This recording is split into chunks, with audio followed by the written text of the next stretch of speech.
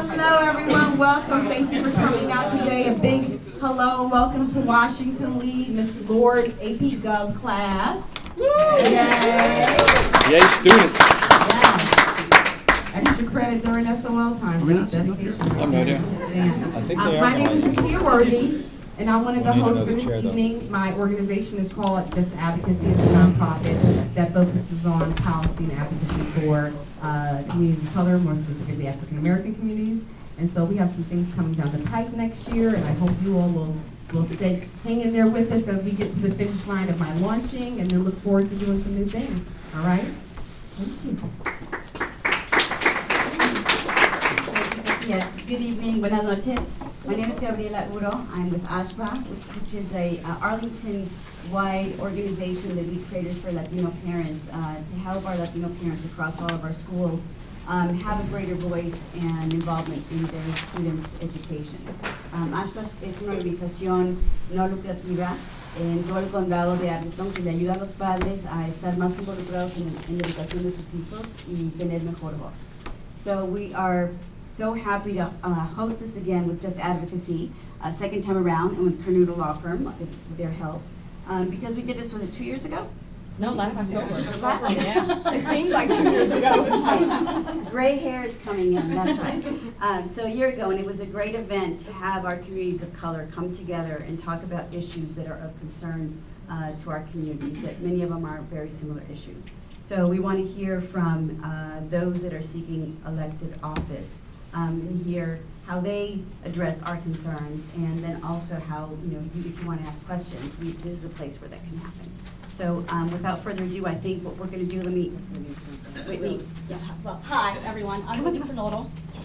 Thank you. I'm Whitney Kernodle of the Kernodle Firm. I have a law firm, and I offer assistance to women and minorities for building their businesses and entrepreneurship, and also I do a lot of pro bono work with children, local children, to secure status in immigration court here. I agree with everything that Gabriela and Zakia said. It's a really great opportunity for us to get our communities together and figure out what our elected officials can do for us to support our children, to support our systems, and to make Arlington a truly progressive home for all of us. Thank you. Okay, so one thing, I just want to mention one thing, because I don't know how much of this got around. I mean, Zakia and I really try to share with you sort of changes of the format for the evening.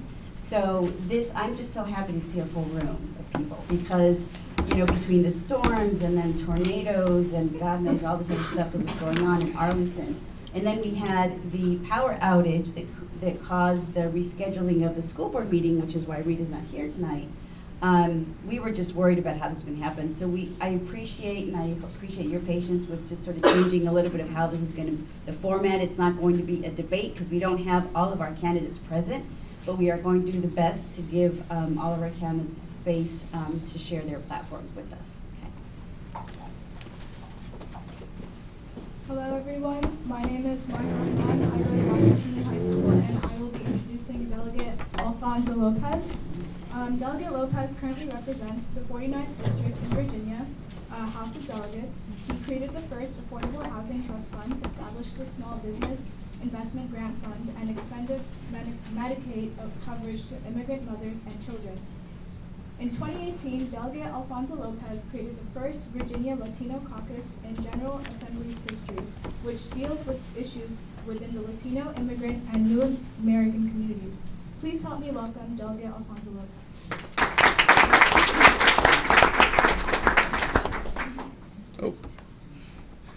Good evening, everybody. Thank you for having this forum again this year, and I want to actually specifically thank Zakia and Gabriela for all your work in the community and the work putting this amazing forum together. A little bit of background about me. Can I stand? Is that all right? Please do. My mom was a high school guidance counselor at W&L High School for 32 years, and a lot of people knew her. In fact, Mr. Sample and Miss Lewis actually told me lovely stories today and yesterday about having my mom as their guidance counselor or working with my mom. Not as many people knew about my dad. My dad was one of 22 brothers and sisters from the same parents. 22. My grandmother had her first child when she was 14, her last child when she was 44 years old in the Andes Mountains of Venezuela. My dad didn't want to be a farmer, so he saved up $260 in 1950s money, and he came to the United States. He was undocumented. Guess how long it took him to get a green card in 1958? 5 days. That included a weekend. He actually worked as a busboy and a waiter. He learned English. He graduated from Northern Virginia Community College when I was 5 years old, then took one class a semester every year at George Mason until he graduated from college 1 month before I graduated from high school. I only ever saw my dad cry 3 times, once when my mom passed away, another time, and then when I took him to the White House to meet my boss. And when I was working in the Clinton administration. And he said in the car driving home, solamente nos Estados Unidos. Solamente nos Estados Unidos. Only in America. Only in America can his story become true. Living in abject poverty in the Andes Mountains of Venezuela and having his son work in the Clinton White House and then in the Obama White House and then as the assistant administrator of the SBA. I believe what my parents taught me, which is we want to build a Virginia that lifts everyone up and leaves nobody behind. I'm proud of the work I've done being our champion in Richmond. I'm proud of the work I've done and the relationships I've created to get things accomplished. I passed as the patron, co-patron, or chief co-patron 115 bills. Everything from tenants' rights to affordable housing to cybersecurity to protecting immigrants from fraud. I'm especially proud of the work I did to create the Virginia Affordable Housing Trust Fund, which actually gave some money that created this building and the affordable housing units that are right next door. We have to be focusing on jobs in the economy and the needs of our workforce and the needs of our children. And I believe that, going forward, this time that we're working on is critical. I'm going to pledge to continue fighting for better schools, long-term transportation solutions, environmental safeguards, new jobs, and the Virginia and Arlington values of embracing diversity, tolerance, and compassion that we all hold dear. I'm humbled by my endorsements by everyone from Tim Kaine and Mark Warner and Terry McAuliffe to the Greater Washington group this morning, all of the environmental groups, Virginia Education Association, the firefighters, all of the labor groups, and I hope to have your support as well. I look forward to our conversation, and please rest assured that I will always work to build a Virginia that lifts everyone up and leaves no one behind. Thank you.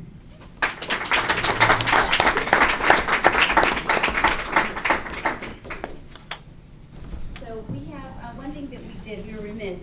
We have the pleasure of having Carol with us again this evening.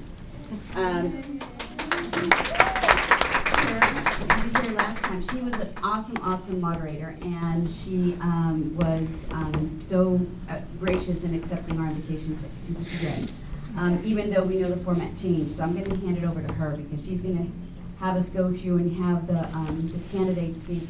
We said 3 minutes, right, for opening? Yes. And then we're going to handle the Q's and A's, right? Yes. Okay. Hello, everyone, and welcome. And so, as she shared, it'll be a little bit different. The candidates will just take your questions, and it's a great opportunity for you to still engage with them and hear their positions on issues that are important to you. So I would like now to introduce, as you know, as she already stated, Mr. Goldstein could not be here this evening because he has to be at the school board meeting. So Mr. Dunbar is here in his place, and he will say a few words now. Thank you, Carol. I would also like to thank, on behalf of Reed, Zakiya, Gabriella, and Whitney for putting on this event, and we very much appreciate the invitation to join you.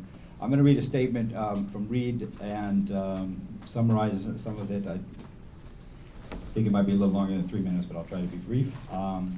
So Reed said, I was very much looking forward to joining you so that I could listen to your concerns, answer your questions, and share the priorities that I will pursue if I earn your support for a second term on the school board. However, it is precisely my service as your school board member that prevents me from being with you tonight. Since I'm conducting school board business and cannot be with you in person, please feel free to read the material that my campaign volunteers have put out on the chairs tonight to learn more about the my experience, engagement, and commitment to the Arlington Public Schools system. If you have questions or suggestions, please share them with my volunteers, and I will respond promptly. Either myself or Laura up here in the front would be happy to talk to you if you have concerns that aren't addressed tonight. I would also like to reiterate that for the voters in the room, that the school board caucus is not on June 11. This is something there's been some confusion about. It is a caucus and not part of the primary. The voting is on June 4 at Drew, June 6 at Key Elementary, and June 8 at W&L High School. In this statement, which was placed on your chair, Reed did address ahead of time several topics that he think will come up tonight, and they're much more substantive than I could address, and they have to do with student discipline, which has been an issue that's come up frequently, the lack of or shortage of career and technical education seats at the Career Center, and then the recent Department of Justice settlement with APS on English learners at Thomas Jefferson Middle School. So I invite you all, there's on all the chairs, and we have other copies if you like this, if you want to read it. Reed says, remember, everyone believes in good schools. In Arlington, we believe in great schools. And in Arlington, we have great schools. We have very high expectations for our children and our schools here in Arlington. We invest a lot of time and energy and money into that pursuit. It is because it's our children, we invest a lot of emotion in it too. And we're justly proud of the high regard our schools are held in. I mean, I have 1 minute left? Yeah. Thank you. But this doesn't happen by accident. APS quality has a major influence on the various rankings in which Arlington comes at or near the top in many of these as far as places to live, the best economy. It's no secret that many major corporations are moving here because their staff and employees want to enjoy and benefit from the great schools that Arlington has. I, Reed, am running for re-election because our enrollment growth requires us to continue the bold, effective steps to accommodate our new students, and I have the knowledge, the skill, and the understanding of the community to continue to lead the organization. Now, this is me, Henry, speaking. I can tell you, I've known Reed for 29 years, and he is the most dedicated and has the most in-depth substantive knowledge of all of the various issues surrounding our school and our community, whether it be zoning or housing or the economy, and all of these things are intertwined. And so it's not just a schools issue. So again, we hope that we can get your support on June 4th, June 6th, and June 8th. Thank you. That was a fast 3 minutes. Okay, and so next I would like to give Mr. David Pretty an opportunity to make some opening statements. He is a native of Arlington. He attended Arlington Public Schools, Long Branch Elementary, Thomas Jefferson Middle School, and Wakefield High School. He graduated from James Madison University in 1996 with a degree in history, and shortly thereafter met his wife Melanie, got married, and after their first year of marriage, Melanie and Dave came here to live in Arlington. But in an effort to expand their career opportunities, they moved to LA in 2005. And there they expanded their family with 2 sons, Noah and Darian.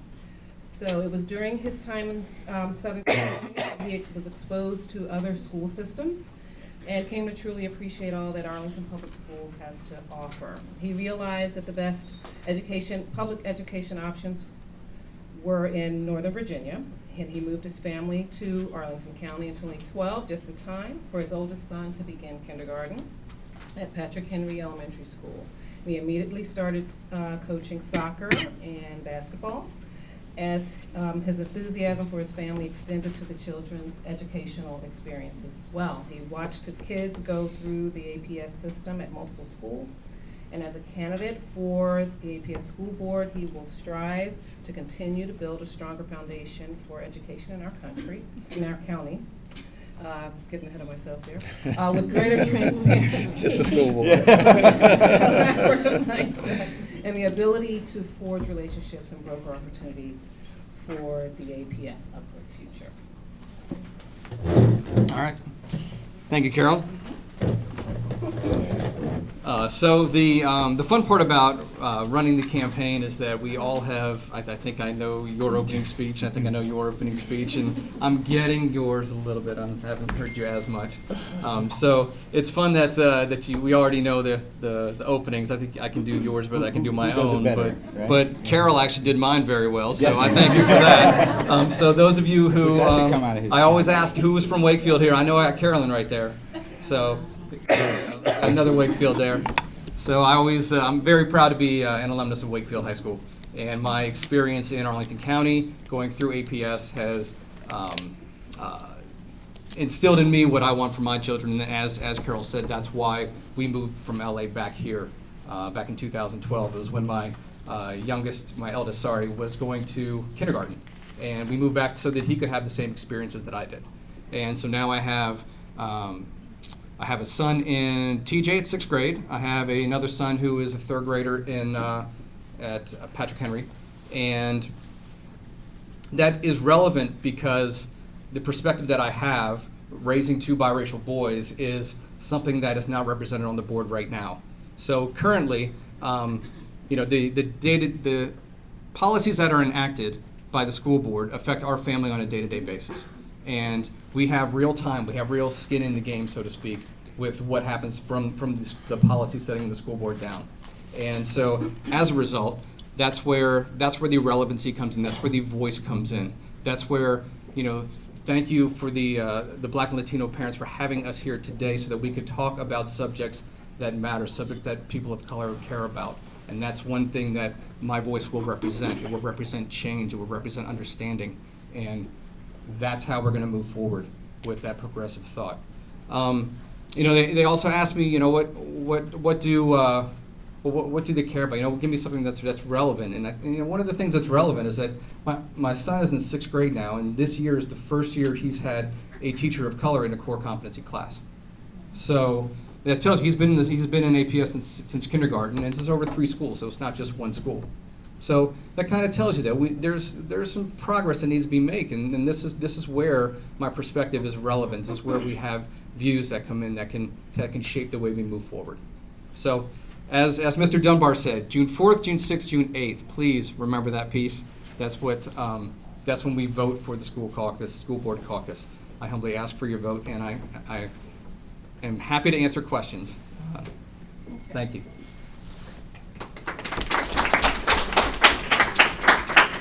At this point, we're going to open the floor for questions for each. What about JD? Well, we were going to have the questions just for the school board candidates, and then move forward. Oh, okay. Yes. So. Also, I should have spoken then. We can go ahead and do that, but that's Are you open to suggestions? You have 2 more candidates here. Let's get these I out of already the way, spoke. and then just open it. Have JD. Yeah, that's the agenda that I have, is that you wanted to have the questions at this point. Did you change that? Because of what happened with the flow in terms of not having all our candidates here, what we decided is have all the folks that are running to have a chance to speak, and then we'll open up to Do that questions. first. Okay. So Alfonso spoke, so we'd have Judy Sure. speak. And Yeah, then that's the right we'll thing to open do. up Can I give JD speech for him? and then we can have Chris. I'm not going to talk. I'm not going to or we can then close this out and then go to Chris. Yeah. That's fine. I won't be able. Okay. Good evening, everyone. And thank you for the invitation. Let's get things up. First up, I'm not here speaking on behalf of my campaign, okay? Because we had some things go up and down here, and I'm here representing NAACP tonight, okay? As the president. But many of you know I'm also a candidate running in the 49th district. That being said, I'll tell you a little bit about myself and the NAACP. So NAACP 1909, oldest civil rights organization in America today. We have many of them right now, National Urban League, blah, blah, blah, but NAACP, the oldest civil rights organization in America, in the world. I've been a member with the NAACP since a young age, about 15. My mom and dad took me to a church down in South Carolina, and we were marching in the streets for a number of issues.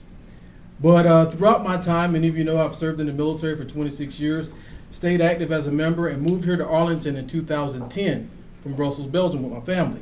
We lived up in North Arlington for a little bit until we found a home. Kids went to Yorktown, Glebe for a little bit. Then we purchased a home down in South Arlington. They're in Penrose, and my kids went to Thomas Jefferson, then on to Washington Lee, where they all have graduated. So we're empty nesters now. For the parents out there, it's a good thing. But you gotta have deep pockets, right? They always want that money. I tell you what, so NAACP, we strive hard to be on the forefront of a number of battles as it relates to discrimination, practices, the full gamut as it relates to people of color, and even people who are Caucasian, right? Because the NAACP was founded not by just black people. How many of you knew that? Yes. All right, a couple. All right, we're the rainbow. Everyone's there. Everyone's welcome in NAACP. So let's remove that misconception that the NAACP is all about African. No, it's everybody. We're very inclusive. So we here in Arlington, I took over the presidency back in December after a couple years as the vice president and second vice president. We've been working hard to work on some collaborations and partnerships with organizations within Arlington. League of Women Voters, we did some voter registration last year with them. But we also did a number of events in the past 5 or 6 months. And I won't bore you with all those tonight, but we've been engaged. We've been engaged. And you need to know that the NAACP has their eyes and their ears in every little crevice within Arlington, whether it's in the school board, whether it's in legislation, whether it's down in the state, right? We stay active and we're involved. So tonight, I hope I can answer some of the questions you may have as it relates to what the NAACP is doing, because we are engaged. We're always looking for members. And just look forward to tonight. So thank you for inviting me. Okay, thank you. Okay, Whitney Kernodle is here as a surrogate for Katie Crystal. She on the bell? Oh.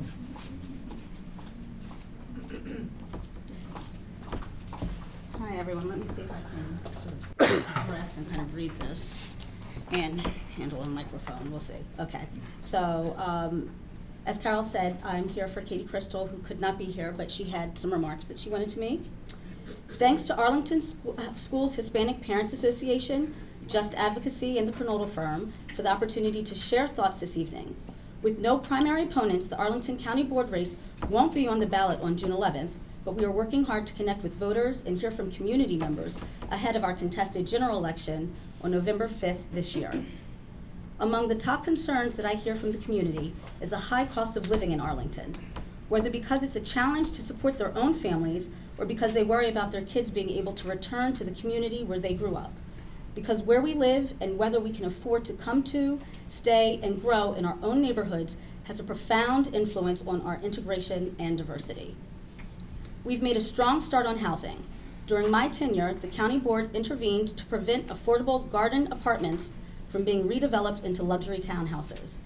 We've added over 1,000 new committed affordable homes. We've started to tackle the supply issue that underlie our lack of modestly sized ownership housing, allowing more accessory dwellings, like English basements, and acting to preserve the county's stock of duplexes. But we still have a long way to go. In particular, it's hard for middle-class residents of all ages and backgrounds to buy into broad geographic swaths of the county. Since 2005, the inventory of 3-bedroom and smaller homes is decreasing in Arlington, replaced with larger and more expensive homes. To address this challenge, I'm committed to pursuing zoning reforms to increase the supply of middle-class ownership housing, home types like duplexes, fourplexes, and small cottages for seniors, young people, and changing families in neighborhoods throughout the county. Another key driver of Arlington's high cost of living for families is childcare, which has been among the top areas of focus during my tenure. In the last 2 years, the board adopted a comprehensive strategy of legislative reforms to address childcare accessibility in Arlington, and it's working. My colleagues and I approved over 1,200 more high-quality spots in 2017 and 18.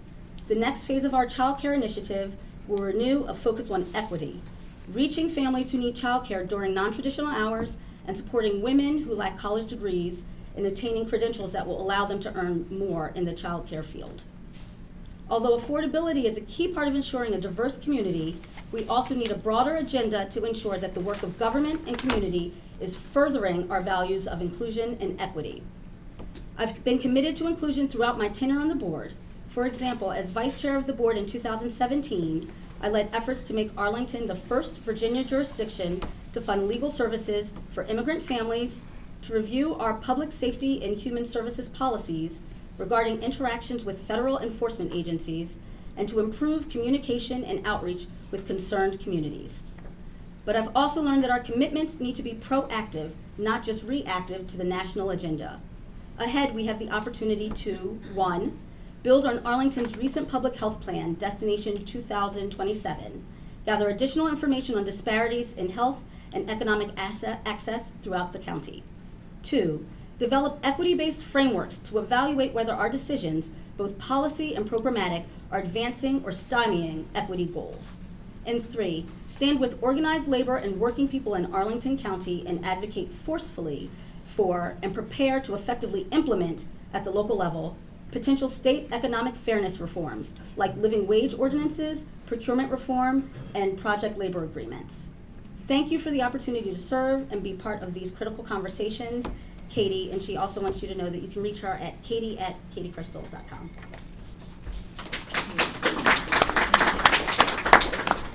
And I believe Christian Dorsey was going to make remarks.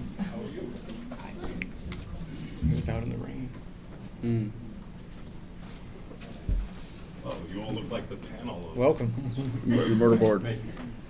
Good evening, everyone. My name is Christian Dorsey, and I'm pleased to be with you all tonight. Like Katie Crystal, I am the Democratic nominee for County Board, and while we don't have anything coming up in either May or June, we are certainly getting ready for what we expect will be a vigorous campaign season over the course of the summer, talking about our respective cases for why we would like to be reelected to the board. I'll speak solely for myself, since Whitney spoke very capably on Katie's behalf.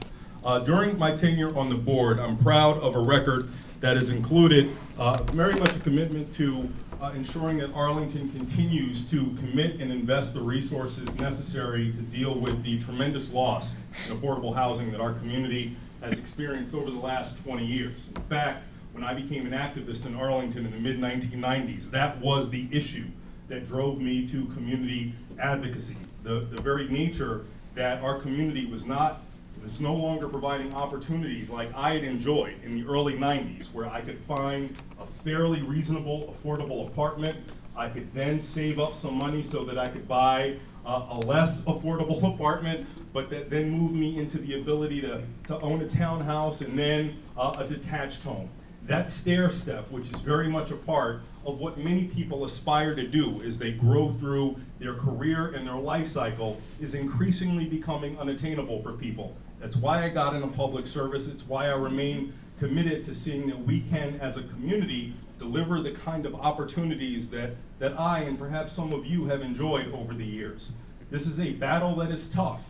It is not like we have won, but we've ensured that we've been able to make progress in the face of steady market pressures that are making it increasingly difficult for people to live in this community affordably.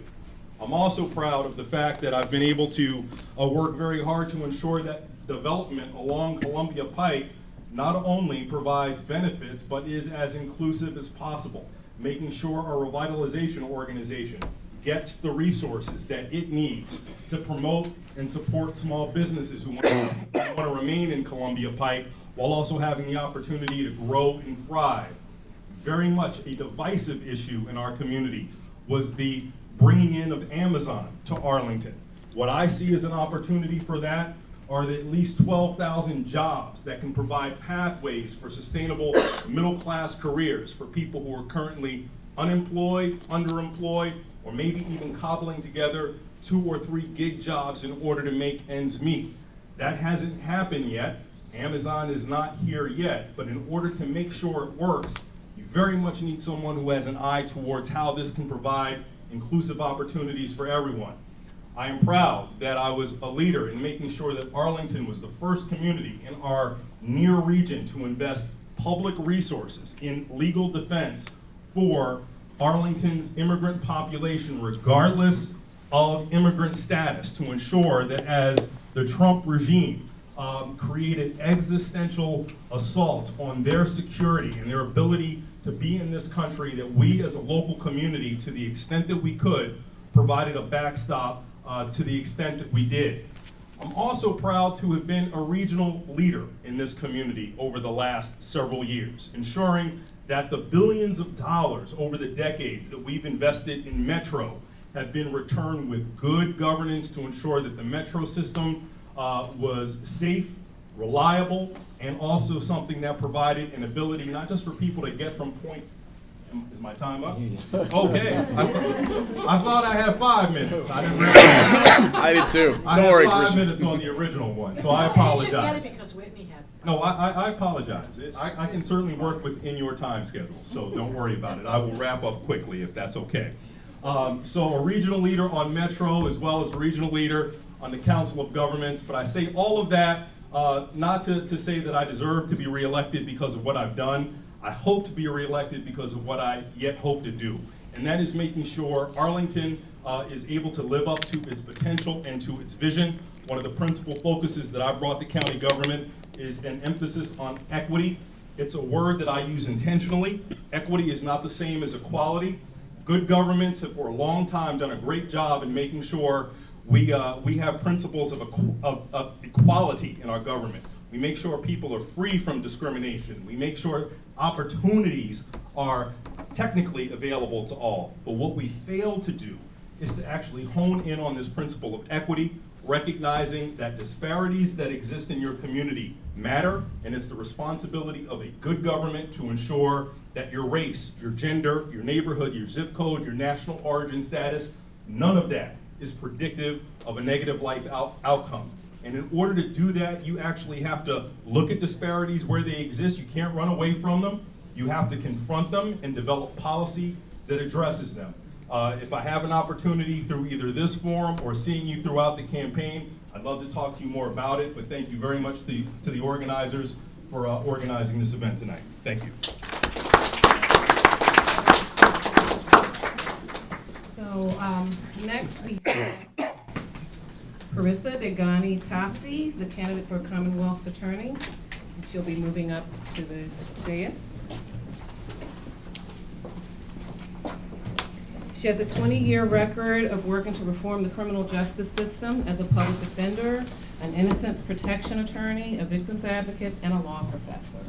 As your Commonwealth's attorney, she will pursue justice for all, serve the community equitably, and build a criminal justice system that promotes safety, fairness, transparency, and accountability.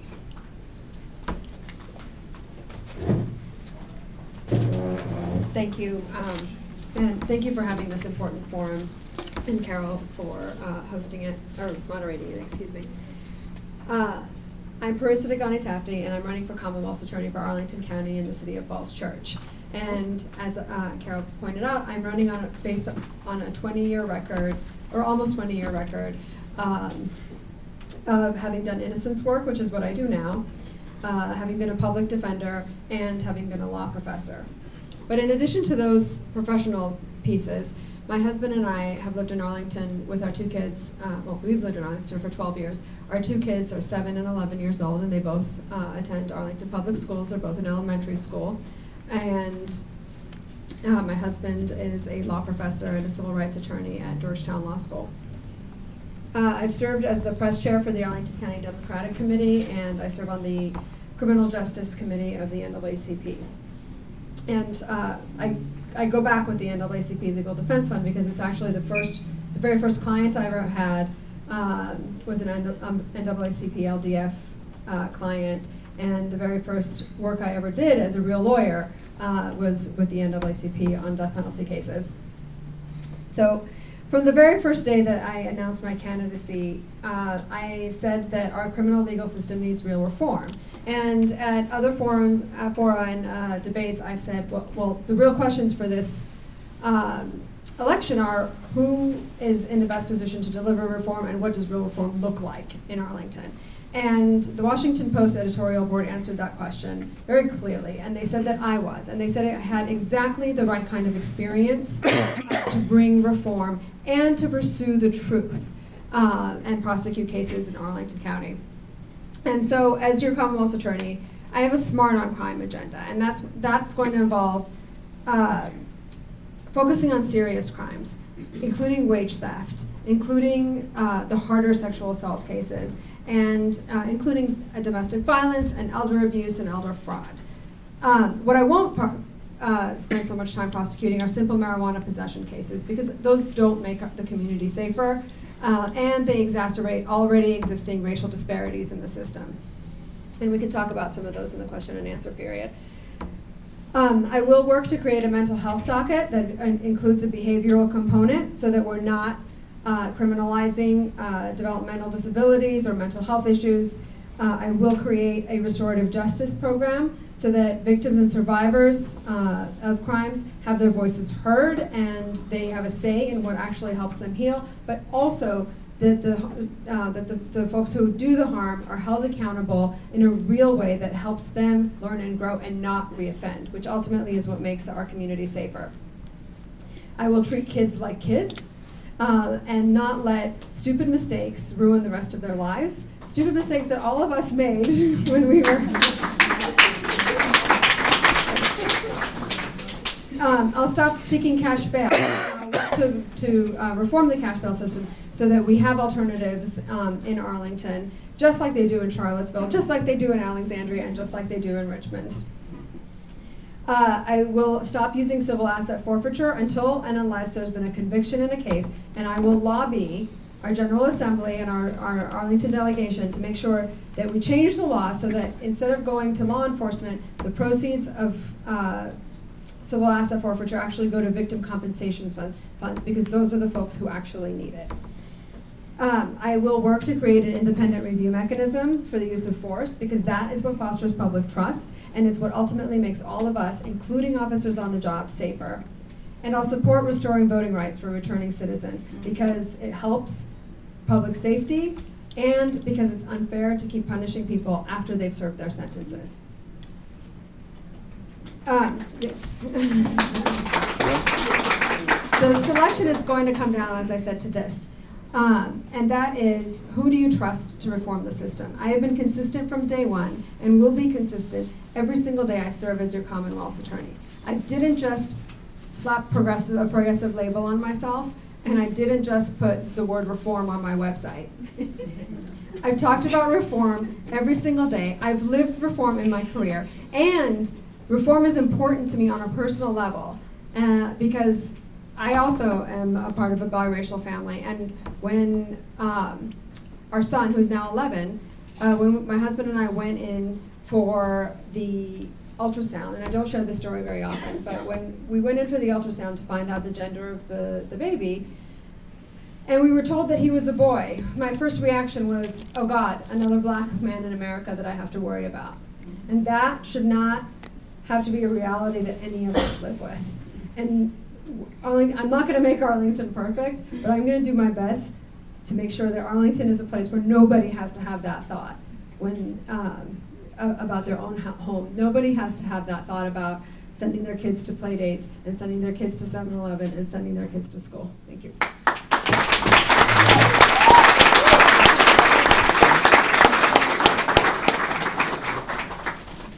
So now we're going to take questions for the candidates. Although this isn't a debate, we do ask that the candidates be as efficient as possible with their answers.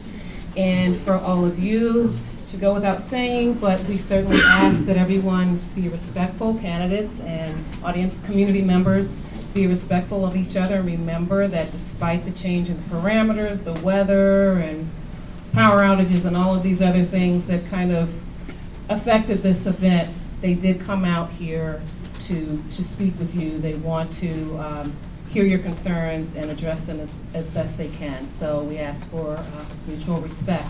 And we only have one microphone, so I'm going to ask when we do select someone from the audience to speak loudly and clearly so that everyone can hear as well as the candidate. And I'm going to keep the microphone up here for the candidates. So first question.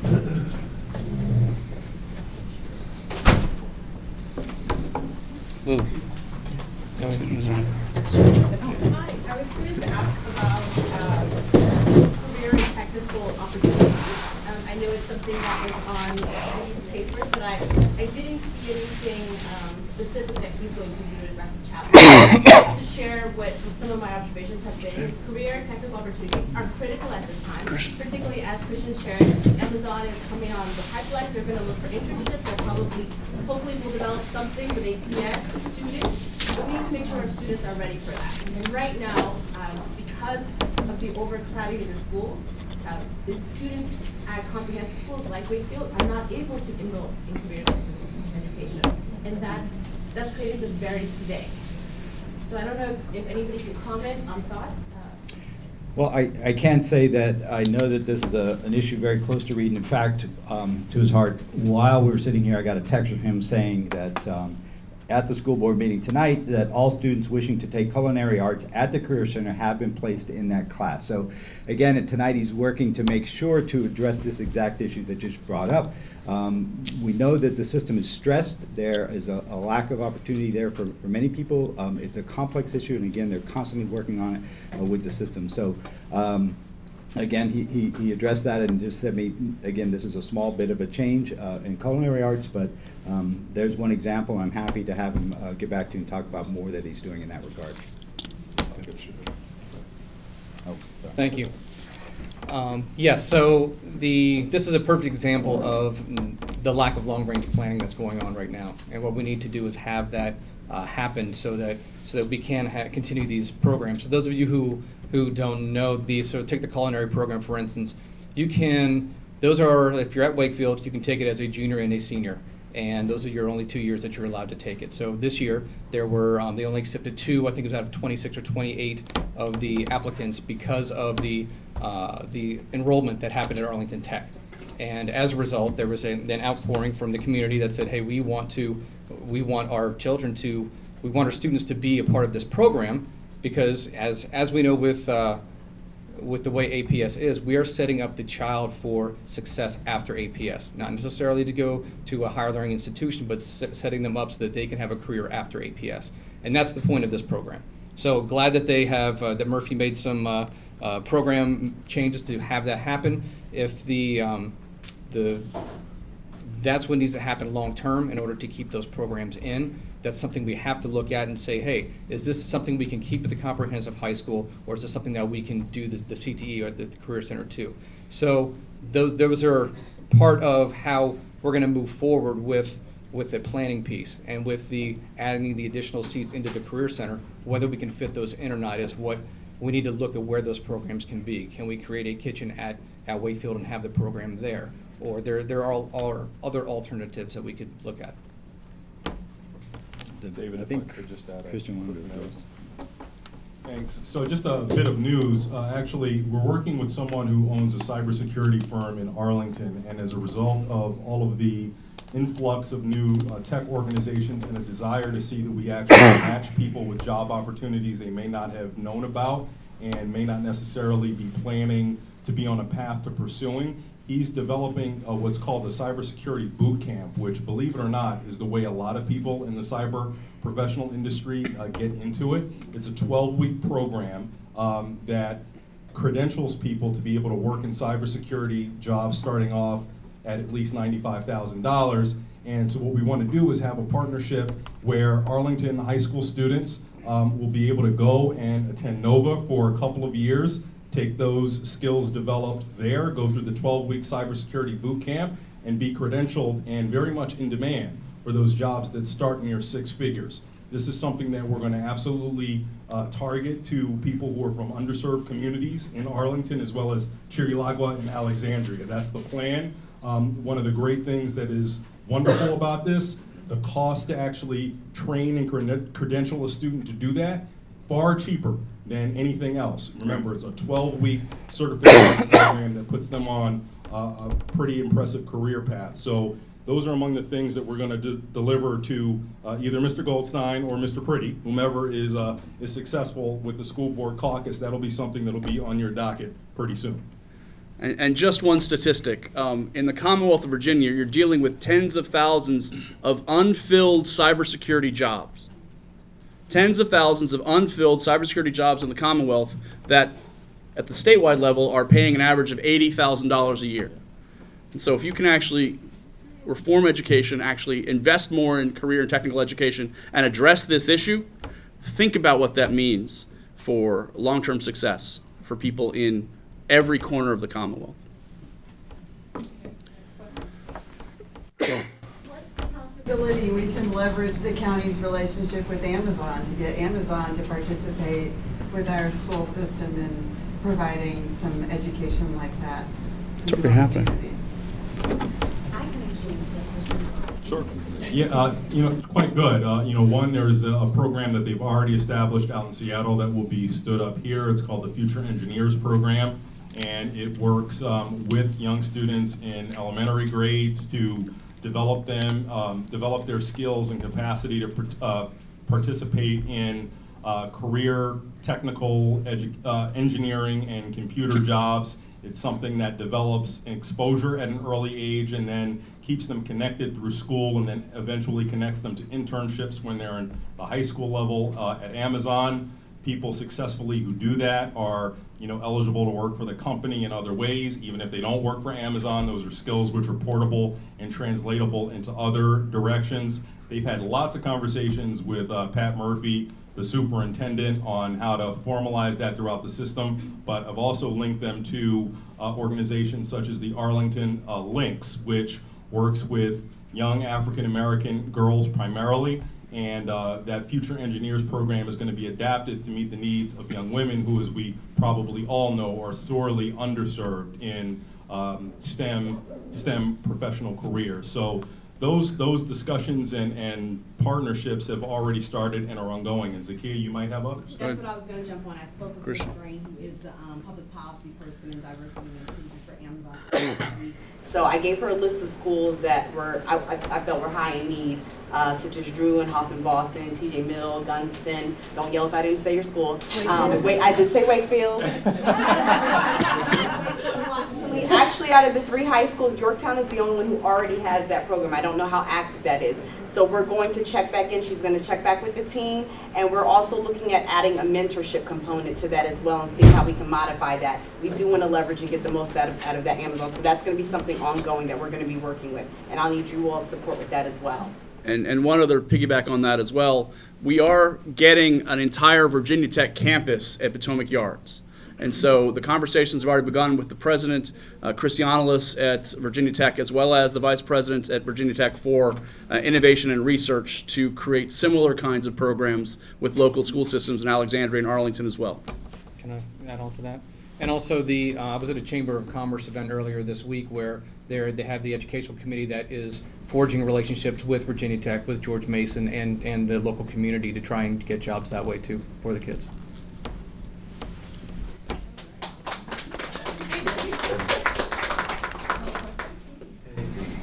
I went to Yorktown High School. I'm a graduate of the 2011 class.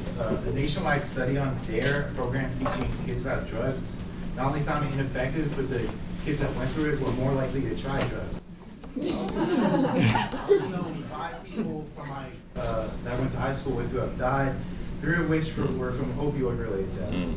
Do we still use DARE in Arlington Public Schools? And what can we do to improve our health programs to prepare kids for the non-academic side reality as they become adults? Great question. When did we stop? 2 years ago. Okay. Short answer is no. I mean, yeah, this is obviously a national issue. Again, I believe you were at the debate last night as well, so we can happily forward that to Reed and I can get your response on that. But yeah, I'm very familiar with the DARE program and then the studies that have been done. And when my son was in kindergarten, I'm speaking on behalf of myself, I asked my principal that exact question. And this is where politics comes in. We were told by the Sheriff's Association that's the thing that they endorsed and that they were going to use it, even though there were a lot of questions at that time in the mid-90s about how effective it was. So this is how everything kind of works, and a lot of times the schools have to do what's been endorsed by the police department, and we want to work with them, hand in hand in those kinds of things, but sometimes. So that's me, I'm sorry, that's my own soapbox, but I agree with you. Good. Well, I was going to say, as time goes on, we progress and Right. we get better programs. I mean, we go back to the Just Say No, and then Right. that to that one in the 80s, and then you get the DARE that comes out. The key to it is education and having support system for kids. And that's the key, making sure that they feel welcome, that they have somebody to talk to, that they see as a role model, so that they can actually grasp that and realize that there are better ways to cope with, whether it's stress or whether it's just enjoyment, which is why they're doing it. There are other ways to do it. And one of the things that we need is counselors, and we need people who can support the needs of the students.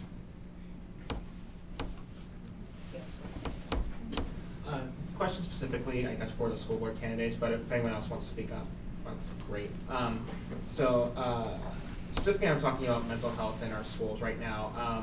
I'm a crisis counselor 2 nights a week, but I'm not doing my 9-to-5 job, and I can tell you firsthand the number one time where we see the most amount of people texting into our line is right before the school year starts, and they're between the ages of 12 to 17, and they will generally tell me, we had the summer off, I felt safe, and now I'm going back to my school, and the bullies are going to be there again, and I feel like all the feelings are going to come back again. So I want to know from the school board candidates kind of where we stand and where you stand kind of on helping kids that are going through either bullying or different mental health challenges in their schools. Does that involve more counselors, stuff like that?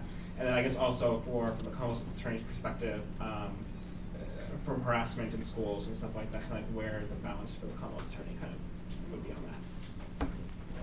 So thanks for the question. So it comes down to support, and what kind of support structure do the kids have, and who can they lean on when they need some help. And a lot of the stuff on social media is because they're internalizing it, and they think that they're in their own world, and they get in their own head, and they need to talk to other people and realize that, hey, this isn't that bad, it's okay.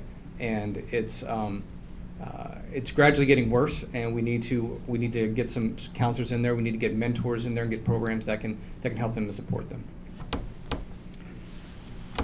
I would like to add, this is one of Reed's signature issues, is on student stress. And early in the campaign, we would meet and talk about, really what did he want to push. So I invite everyone to go to his website and look at his statements and what he's proposed to do. Now, again, as I've said, he's been involved in schools for decades. And really, it's within the last few years that he's starting to hear this more and more and more as he goes and he talks to students one-to-one. What are they feeling? And it's exactly the situation you described, in levels that he has not experienced, when his own children were in the school system. And it's just so prevalent, and again, he's looking at all of the issues and trying to give the school system the support it needs to really kind of address that through more counseling and also more mental health in the school. So please visit reedgoldstein.com and you can read more about his issues on that. Thank you. Marissa? Sorry. You? Yes. Absolutely. She He did. So I'm going to try to keep it. I think there's 2 real parts to that answer that I'd like to address. The first is that I'm a big believer in restorative justice, and I'd like to implement it for court-involved kids, but I would really love to work also with the school board to implement it within the schools. Fairfax has 7 trained facilitators, and they do restorative justice in the school so that they deal with bullying issues, they deal with sort of disciplinary issues, and they start with the language of restorative justice, talking about communities of harm and your sort of the principles of community very early on. So they're using the language starting in elementary school. So it's a different mindset, and obviously Fairfax is not perfect, but this is something I would love to, and there's been some support with folks like Nancy Van Doren to start working on something like this in the schools. And it's more than just restorative justice practices, it's actual programs with trained facilitators. And I think that once kids do get court involved, that we should be employing restorative justice as well. And the key, like I said earlier, is that it really helps the victims say what they need, but it also it forces the person who's doing the harm to recognize the humanity in the other person that they've harmed, and it forces the person who's done the harm to really learn empathy. And I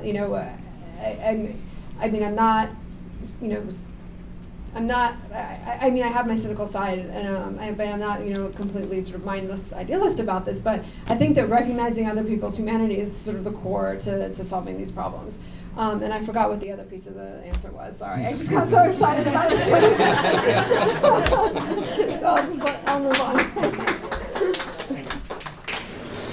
So my question actually goes a little bit to what you were talking about, Carissa. I wanted to ask a question, I think it's maybe for school board, but it's also for Carissa, around the school to prison pipeline. That has been a real concern for many of us in this community. And so it's a little bit about the restorative justice piece, but a lot of it also has to do with even a vote that's actually taking place this evening around the school board supporting legislation at the state level that would actually have small infractions in the school not have to be referred or reported to law enforcement. And so I know Reed might be voting on this evening, so I really am interested in where he's going to fall on that. But I would love to hear also from Carissa what your thoughts are around what we do. And anybody that wishes to speak to this. I'll begin. So school to prison pipeline is something we've been working on fairly diligently for the last couple of years at the state level. The fact is that we need more equity and equity training and diversity training with our school personnel, a great deal more, not just in Northern Virginia, but in every corner of the Commonwealth. We need to be addressing disorderly conduct being used as a way to disproportionately go after Latino and African American kids. At schools. We need to be addressing the fact, and we have addressed the fact, that kids were able to be expelled for an entire school year. 7-year-olds. That's no longer allowed to happen in the Commonwealth. We also need to address long-term suspensions in ways that we haven't been able to yet. We are taking positive steps in that regard. We also need to be funding guidance counselors in ways that it's just criminal what we're not doing in terms of guidance counselors funding in every corner of the Commonwealth. And then the other thing is, just in general, overall funding and school funding in Virginia has to be fundamentally reformed. Right now, poor parts of the Commonwealth are not just trying to address issues of equity, address issues of diversity, address issues of gifted and AP classes, they're trying to keep the lights on. So if you can't actually fund schools properly in every part of Virginia in ways that we are very lucky to here, well, then we're leaving everybody behind. And so it's not just about, it is, the school to prison pipeline, to address your question directly, Gabriela, is truly backwards right now in Virginia. It needs to be improved in a myriad of ways. We're taking the first steps right now at the state level to do that. But with the majority in the House of Delegates, we'll be able to do a great deal more than we've been able to over the last 3-4 years. So 68% of the suspensions constitute Black and Latino population. However, they don't represent 68% of the student population APS. So obviously we know that's a problem because in the strategic plan they have built in that one of the pieces that we need to work on is is watching these suspensions rates and monitoring that. We're going to find out those numbers this summer to see how the first year is that we've been working on that, but that's something that is being addressed right now. Part of what I've been talking about is an equity plan within APS, and so that we can actually, like you were talking about in the last question, respect each other and understand each other's values, and that way we can communicate in a better way. So part of why I think that these inequities happen and we have these disparities in the suspension rates and in arrest and prosecution rates, as well as in conviction rates, and in what people get as for sentencing, is because of issues of implicit bias. And most people have implicit bias. Almost nobody says I'm a racist. And that's not what having implicit bias means. It means that when you unconsciously interpret behavior that is similar as different. So if a white child behaves in a certain way, you view it as sort of normal, and if a black child behaves in that same way, you view it as problematic and criminal. So I think talking about implicit bias in an honest way is the first place to start, and then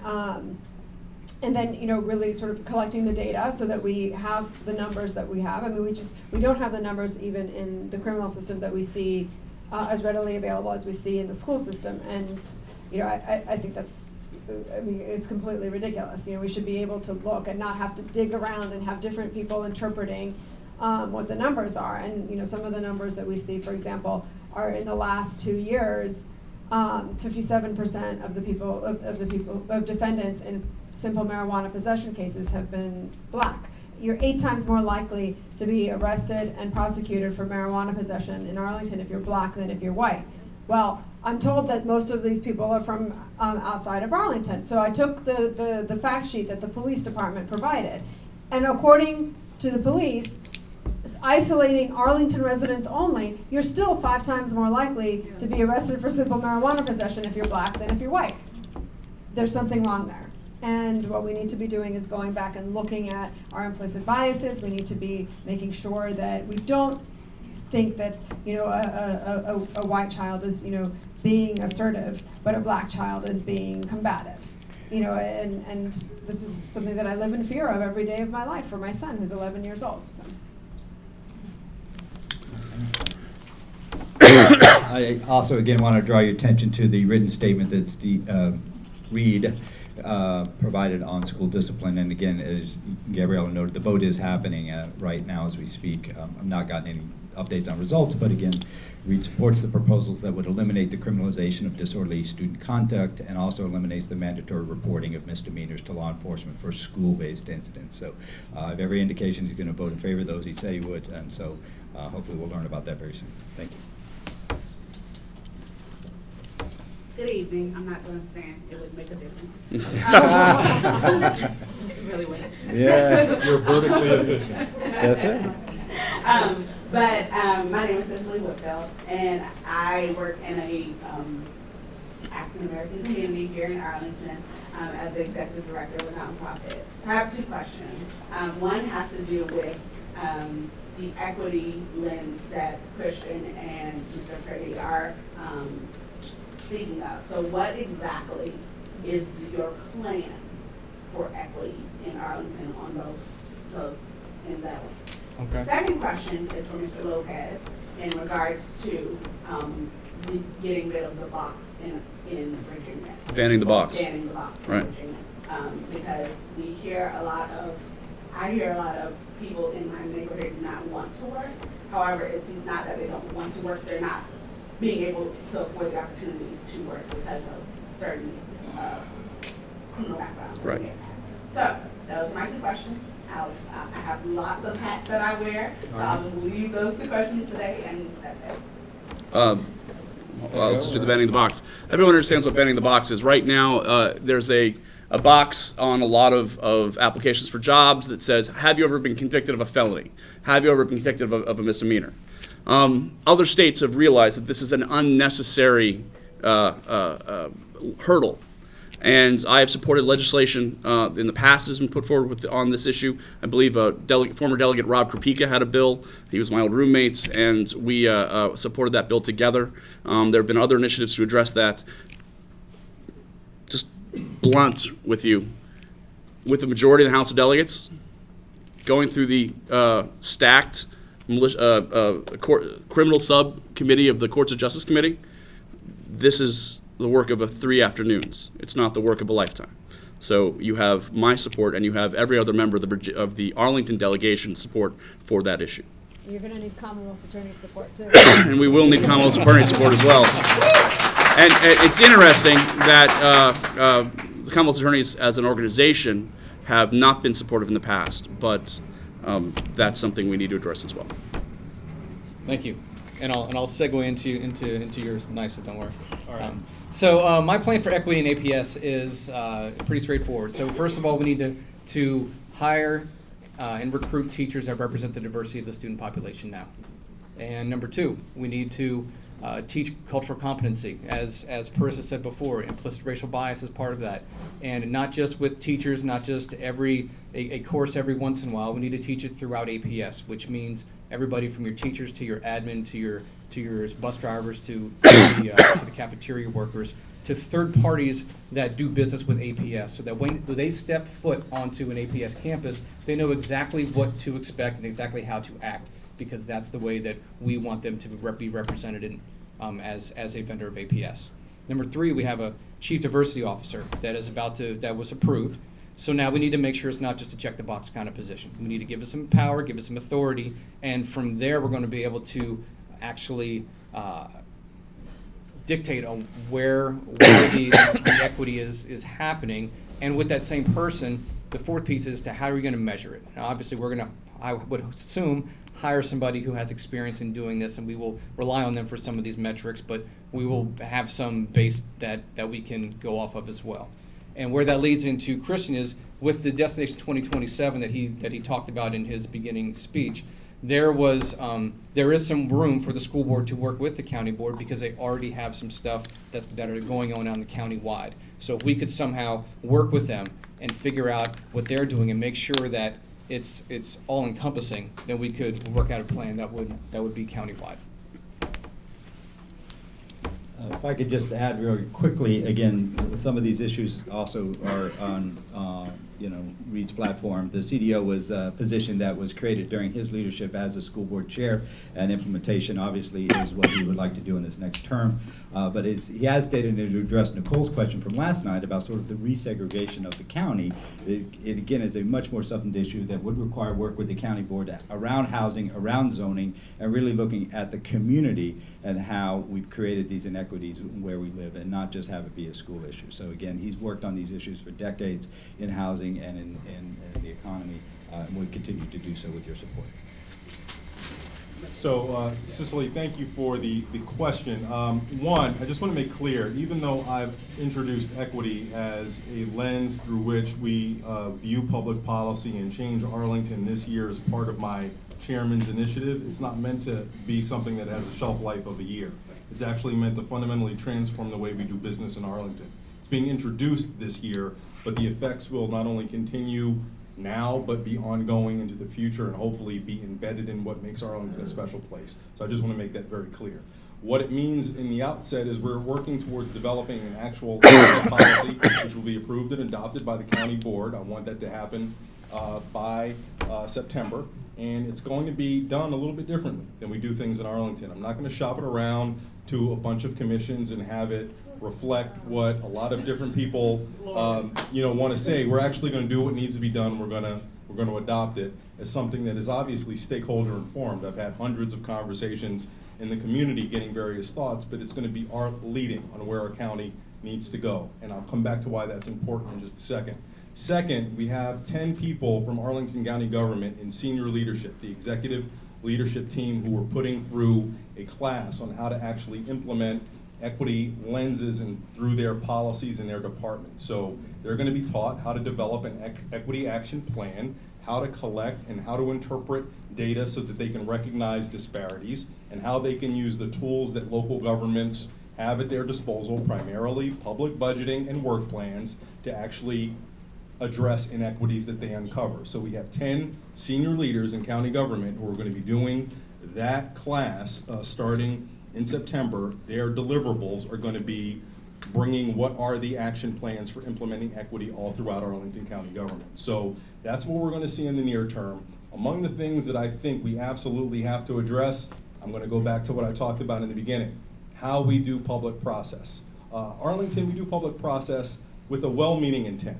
We want to hear from as many people as possible. We hopefully want to try and build consensus. But what that actually does is really privilege people who have the resources in terms of time and staying power to actually engineer a result that fits their particular needs, not necessarily what are the needs of the entire community, not just the needs, or certainly not the needs of people who don't have the ability to commit those resources to be engaged in that process from beginning to end. So one of the things that I'm hoping that we change is how to marry this idea of building consensus while not leaving people behind.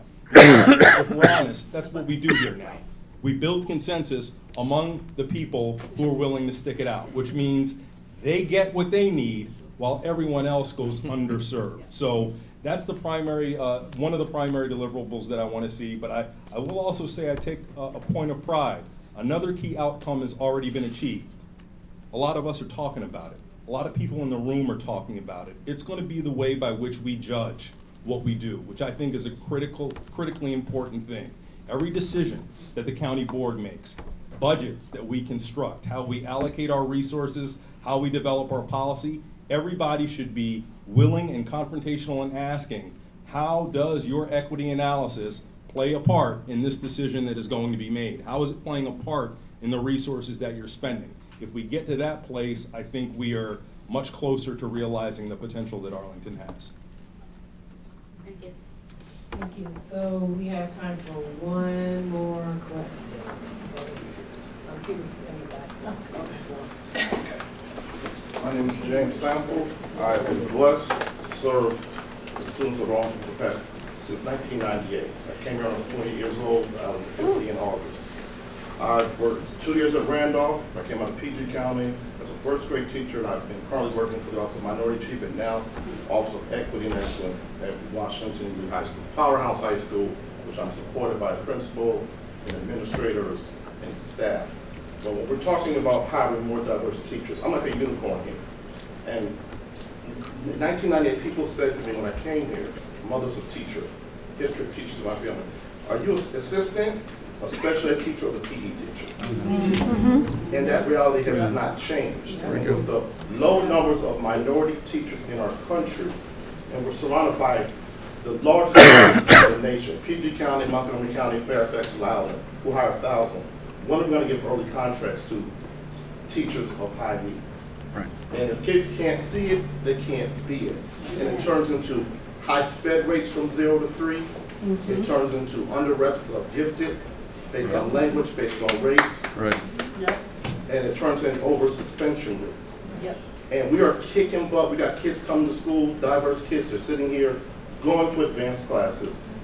The only one I hear on a daily basis, I'm the only one in my class. Right. Mm-hmm. That's my daughter. In most elementary schools, there's content teachers that you can count on one hand. Some of our schools, 1. Right. High schools, 10. We count. Every time I go into a bureau counseling. So how are you going to hire us by early contracts? And lastly, how are you going to support us? Right. Because when I get a chance to talk about it over there, don't talk about it here. Right. And so that question and the disparities that our kids are facing, coming from South Bay Road, Gates of Boston, the kids coming from $2 million homes. Right. So, as a teacher, it's a heavy burden. Come pick us. Just, No, I mean, that's we have. Yeah, we've done some mistakes. so let me tell you something that's true. When my dad got his college degree in 1988, he put in his application for a teacher position in Fairfax County Public Schools. He was sent a janitor's application. He called again and asked for a teacher's application. And he was sent again a janitor's application. Then my mom found out about it and got angry. And he was finally sent an application, but he turned him off of teaching. And turned him off of Fairfax County Public Schools. As you know, Mr. Sample, my mom worked for 32 years in Arlington County Public Schools dealing with ESL and HILT kids and working to make sure that they had a pathway to college and that they were able to pay for college and that they were thinking about college. The 49th House of Delegates District is the world in a zip code. Over 100 languages spoken in our community. Over 40 languages spoken at Wakefield High School. We are the rich tapestry of what Virginia is becoming. And you are exactly right. If we are not presenting role models who represent that rich tapestry, we are failing our kids. And if my dad was the subject of this kind of bias in the 1980s, the late 1980s, we have a long way to go still. So it comes back to what I was talking about earlier about comprehensive education reform in the Commonwealth of Virginia. It's about diversity training. It's about equity training in our schools and making sure that we are making a point of moving forward and doing what's right.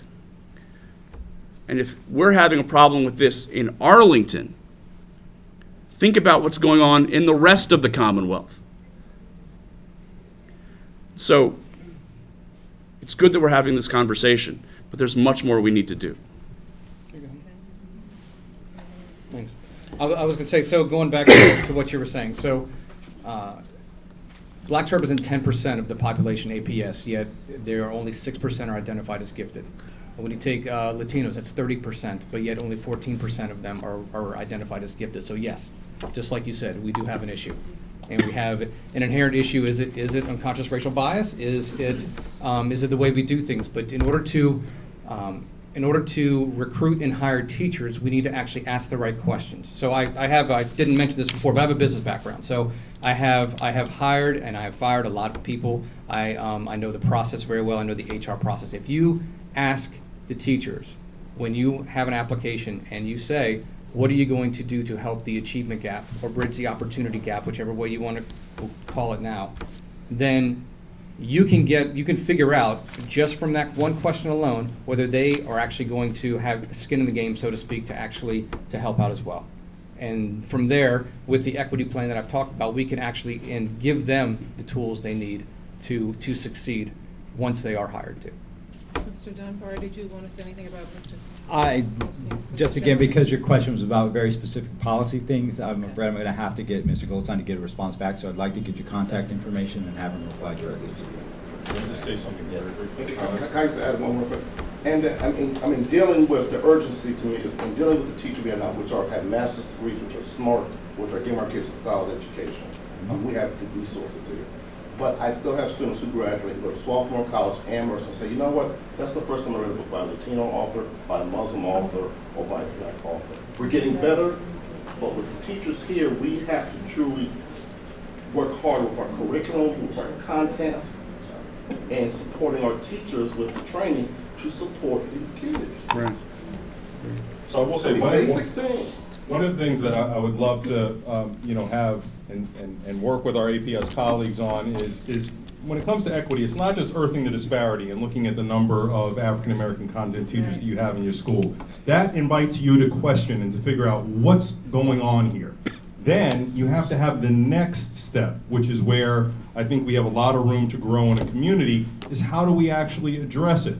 One of the things that I've just been working with some other folks on is this whole idea of hiring. How do you have better outcomes in hiring that reflect diverse communities? And one of the ways in which most people hire is based on success that they've had getting candidates from the past. Well, if you go to the sources that you've always used that are built on systemic bias, you're going to continue to have systemically biased results. You have to be willing to question everything that you do and to metaphorically blow it up to figure out how you do better. And that's the step where I think we are missing. I think the will is there. The will is absolutely there, but we have to actually develop the tools. And that's something that I think, everyone in the community should really focus us on. It's not just recognizing the disparities, but it's then figuring out how you then remediate them. And when it comes to representation, when it comes to hiring, we talk about the criminal justice system. The hiring system in this country is based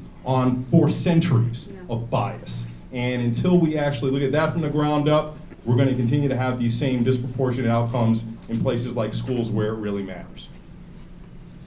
So I'd like to thank our candidates again, and I'm going to give them each an opportunity to make a 2-minute closing statement.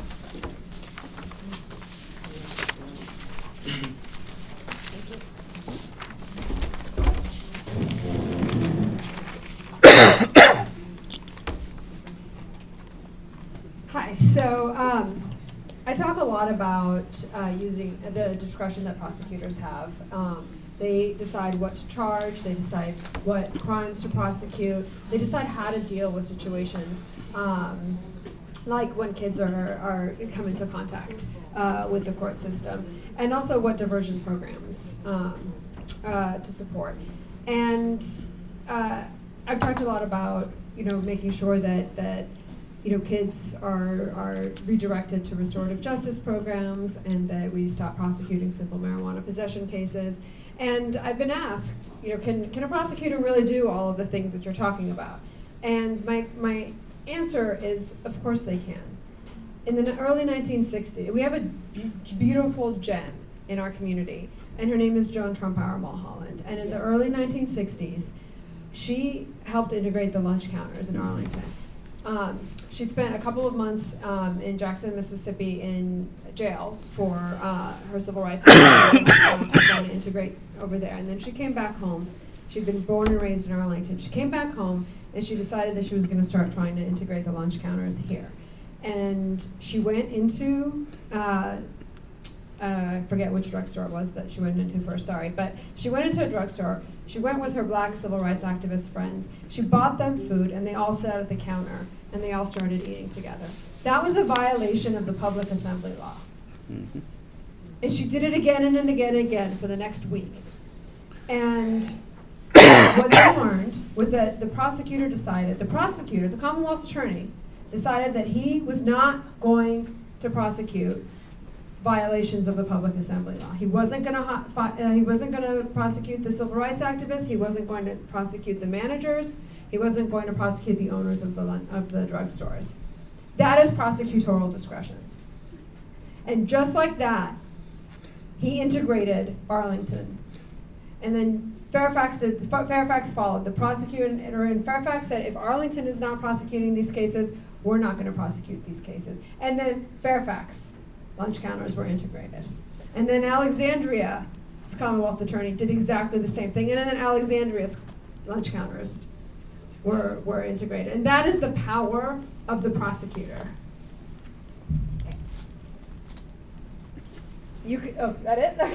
Sorry. Well,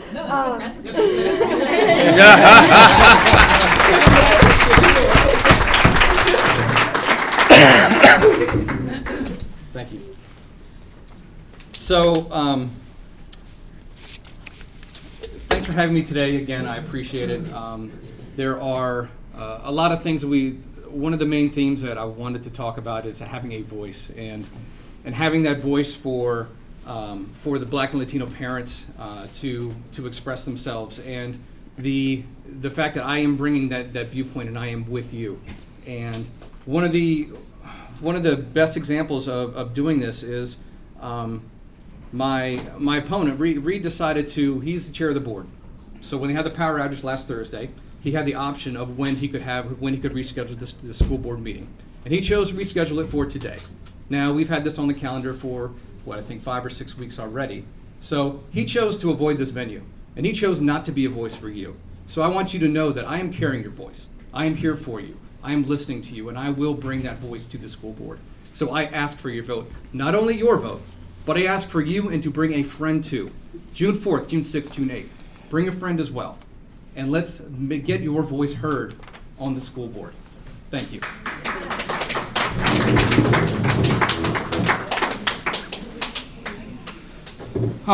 Thank you all for being here this evening. I really appreciate the host and the moderator for bringing us together.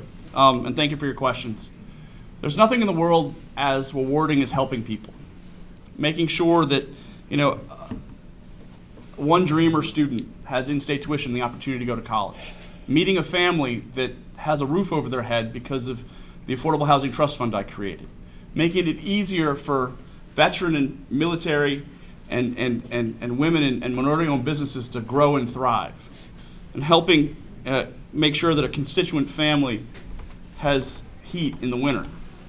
And making sure that the social safety net that was there for my parents is there for future generations as well. Going forward, we need to create more prosperity and do it in a way where everybody wins. We need to invest in our infrastructure, invest in our workforce, and most of all, invest in our children. To do that, we need experience and a nuanced understanding of public policy and the procedures down in Richmond.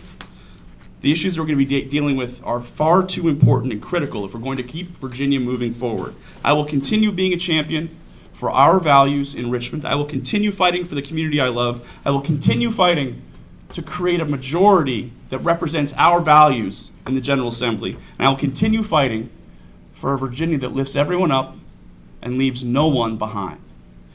Thank you. My name is Alfonso Lopez, and I ask for your support and your vote on primary day, June 11th. Thank you very much.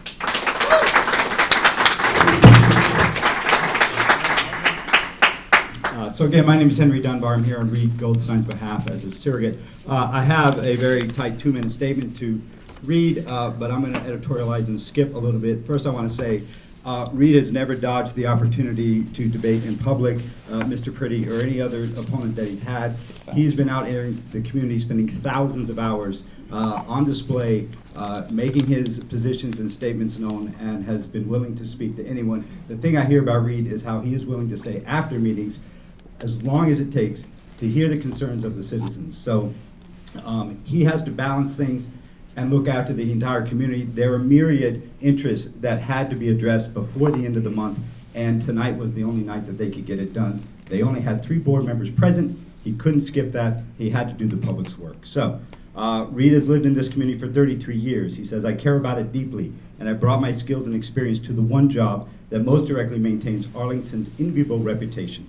Because of our high-quality instruction that delivers successful outcomes and the dynamic of enrollment trends, the school board is where I can have the most impact, maintaining the enriching quality of life and the quality of experience that we enjoy as Arlingtonians.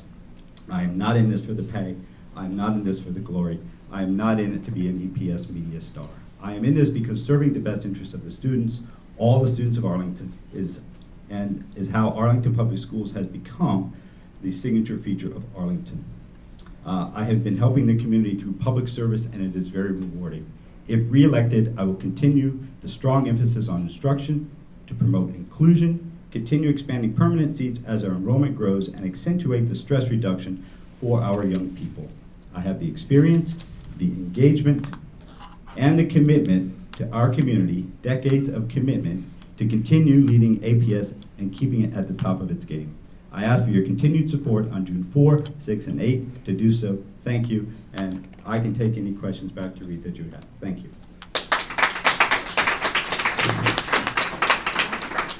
So I appreciate the opportunity. Since I don't have a primary opponent, I am not going to make a long, substantive 2-minute closing. To me, that's not fair to the candidates who are very much seeking your full attention on either June 4, 6, or 8, or June 11. Thank you. They deserve it. Hopefully, you will fully participate in the processes that are available to you in voting in the school board caucus, as well as, of course, the Democratic primary. I will just say on June 12th, I will be substantively launching my campaign for re-election. So after they all see the floor, hopefully you will then be able to engage in what will come in November, on November 5th. I will be seeking re-election for the county board. You'll have an opportunity to vote for 2 candidates. I certainly hope to be one of them. I do believe that my record is one that certainly I am proud of, and I think merits your serious consideration for re-election. But quite frankly, even though I'm proud of a record of accomplishment in Arlington, what I've been able to do in helping Arlington be a leader in the region, really what excites me is what I want to do if given an opportunity for another 4-year term. So stay tuned. I look forward to connecting with you more throughout the summer and into the fall. And vote June 4, 6, 8, and 11. Well done.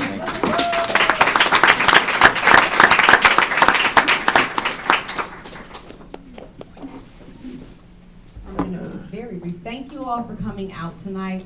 I appreciate your interestingness in this candidate forum. Thank you for hanging in there with us as it kind of fluctuated and riding the roller coaster with us. Thank you to all of our candidates for coming out and being here to speak to your constituents and soon-to-be constituents over there. Thank you, Washington Lee kids, for coming out. And I love seeing young people getting involved in politics. I used to make my kids canvas and night doors and everything like that. So this is great experience for you. I mean, you can go back and share with your class. And we're going to dismiss. Thank you. I actually like church right now.